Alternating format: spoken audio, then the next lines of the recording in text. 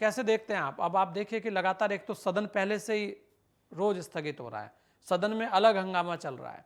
अगर उसे देखें, विपक्ष की एकजुटता, विपक्ष, संयुक्त विपक्ष, वो भी सब बातें चल रही है। वहीं उसके उलट अगर आप बात करें दिल्ली की, तो दिल्ली भी लगातार गर्म है, चाहे वो मनीष सिसोदिया जी को लेकर हो और चाहे वो पोस्टर को लेकर हो।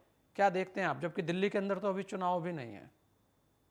देखो संजय जी, जो पोस्टर बार शुरू हुआ हम्म।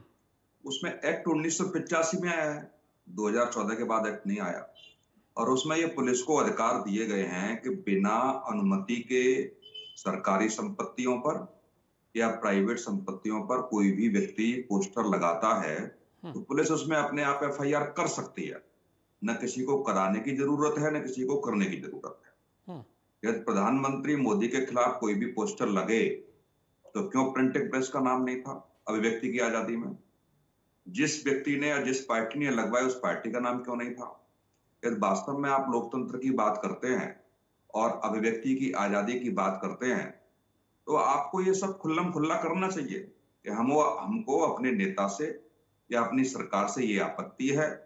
और जो केजरीवाल जी ने कहा कि मैं पुलिस से अपील करता हूं कि कोई एफआईआर नहीं करे, कोई अरेस्टिंग नहीं करे, किसी अपील करने से थोड़ी होता है। यदि कोई संविधान में कुछ व्यवस्थित किया गया है और संवैधानिक दायरे से जाकर के कोई बाहर जाता है तो उसके लिए न्यायालय बने हुए हैं। कोई मुख्यमंत्री अपील ये करे कि साहब ये एफआईआर नहीं करनी है, अरेस्टिंग नहीं करना है, मैं इस बात से सहमत नहीं हूं। पर एक और कोई है भी सुनील व्यक्ति भाई, आपने देखा होगा कि पोस्टर जो लगाने की परंपरा है, चलिए तो अभी पोस्टर पे विवाद चल रहा है, लेकिन यहाँ तो जो सरकारी दीवारें हैं, कहीं पर भी चले जाइए आप, किसी भी स्टेट में, वो छपी पड़ी रहती हैं, दिल्ली सहित।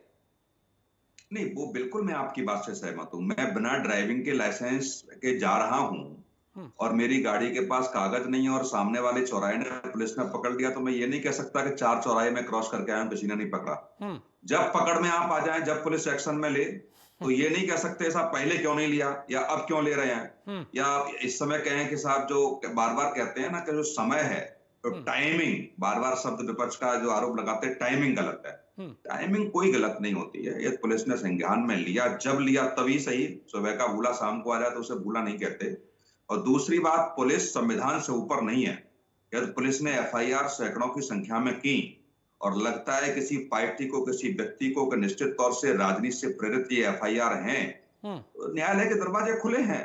हम सबसे ऊपर न्यायालय है, वो देखेगा वास्तव में नियम का उल्लंघन हुआ है। लेकिन व्यक्तिगत तौर से मैं समीक्षा करूं संजय जी, तो कोई नियम का उल्लंघन नहीं हुआ। संविधान ने पुलिस को अधिकार दिए हैं।